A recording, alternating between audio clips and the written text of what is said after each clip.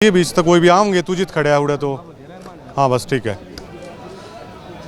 बजरंग पूनिया के Olympic medallist और भारतीय कुश्ती की शान रहे हैं बजरंग पूनिया। उनके बड़े भाई हैं हरिंद्र पूनिया।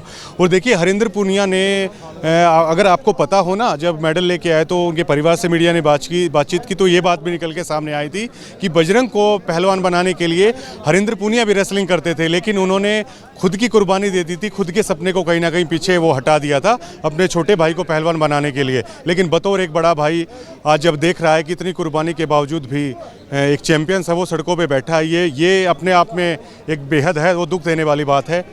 हरिंद्र, मैं सही कह रहा था ना कि आपने खुद को शायद खुद का सपना आपने पीछे छोड़ दिया।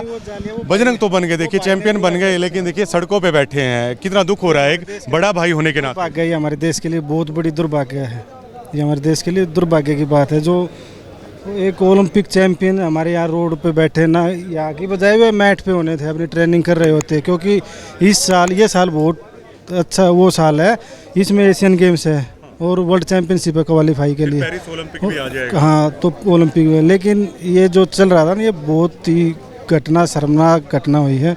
और सभी एक साथ आए तो आज उस पे है, उसको छोड़ेंगे नहीं जब तक नहीं हटा देंगे ऐसे। देखिए हरिंद्र, आप जानते होंगे कि ओलंपिक हो या एशियाड हो, वर्ल्ड चैंपियनशिप हो, टॉप के सबसे बड़े रेसलर है वहाँ पे आते हैं। और देखिए बजरंग का एक सपना था कि ओलंपिक में गोल्ड लेके आना है। अब मान लीजिए 2 या 4 महीने अगर इन्हीं चीज़ों में ख़राब हो जाते हैं तो अन्य जो टॉप के रेसलर हैं वो अपना प्रैक्टिस कर रहे होंगे।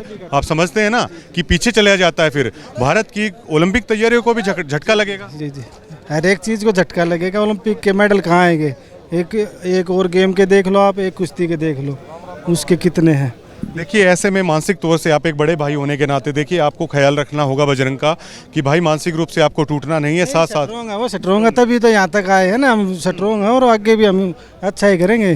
आर पार की लड़ाई अब लड़ेंगे, पार की, बिल्कुल आर पार की। और खिलाड़ी आने वाला भविष्य है उसकी लड़ाई है, ना कि एक बजरंग की, विनेश की, संगीता की या रवि की, दीपक की, किसी एक की लड़ाई नहीं, ये सभी की लड़ाई है। देखिए भाई बर्थ आप उनके सगे भाई हैं, लेकिन बजरंग पूनिया ना केवल आपके भाई हैं, ना केवल आपके माता पिता के बेटे हैं, पूरे देश के हैं।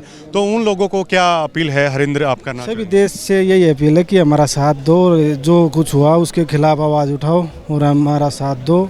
और आगे तक जब तक हम उसको बर्खास्त करवाएंगे, सज़ा नहीं दिलवाएंगे, तब तक हम पीछे नहीं हटेंगे। हमारे साथ कुछ हो, हम नहीं डरते। आपकी आंखों से आपका दर्द नजर आ रहा है सर। ये तो है भाई, आपने पता है कि मतलब मिडिल क्लास फैमिली से निकल के और यहाँ तक आते हैं तो दर्द तो होएगा।